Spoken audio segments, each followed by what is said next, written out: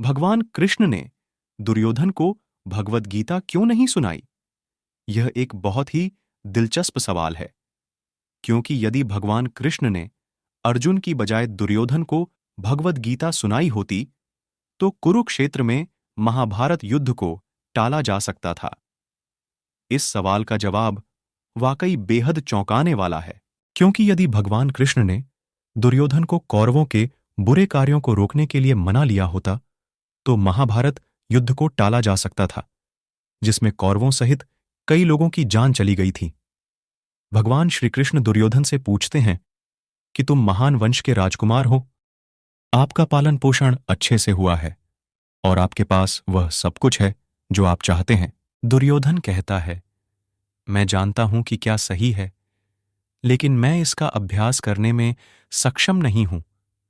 मुझे पता है कि क्या गलत है और मैं उससे दूर नहीं रह पा रहा हूं। मैं वैसा ही कार्य करता हूं जैसा मुझे कोई रहस्यमयी शक्ति निर्देशित करती है, जो मेरे हृदय में विराजमान है। तो मूल रूप से दुर्योधन कह रहा है, मैं जानता हूं कि क्या सही है और क्या गलत है। तुम्हें मुझे बताने की जरूरत नहीं है। मेरी समस्या यह है कि जो सही है उसे जानने के बजाय मुझे वह करने का मन नहीं करता। मैं जानता हूं कि क्या गलत है, लेकिन मैं खुद को ऐसा करने से नहीं रोक सकता। और उन्होंने भगवान कृष्ण की बात सुनने के बजाय उन्हें सिरे से खारिज कर दिया। दुर्योधन को किसी बात पर कोई संदेह नहीं है। वह सोचता है कि वह सब कुछ जानता है और उसे किसी की सलाह की आवश्यकता नहीं है।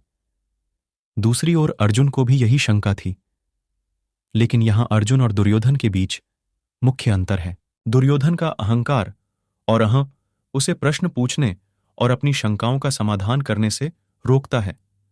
अर्जुन ने खुद को भगवान कृष्ण के सामने आत्मसमर्पण कर दिया और सवाल पर सवाल पूछे।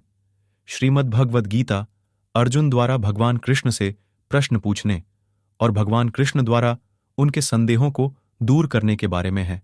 यहां अर्जुन वास्तव में भगवान कृष्ण से यह ज्ञान प्राप्त करना चाह रहे हैं कि क्यों यह जानने के बाद भी कि कुछ गलत है, हम पापपूर्ण कार्य करते हैं और बाद में पछताते हैं। इसीलिए कहते हैं, जवाब उन्हीं को मिलेगा जो सवाल पूछते हैं। अच्छे कंटेंट के लिए हमारे चैनल डेली गॉड को सब्सक्राइब करें। अपडेट के लिए हमारे चैनल को फॉलो करें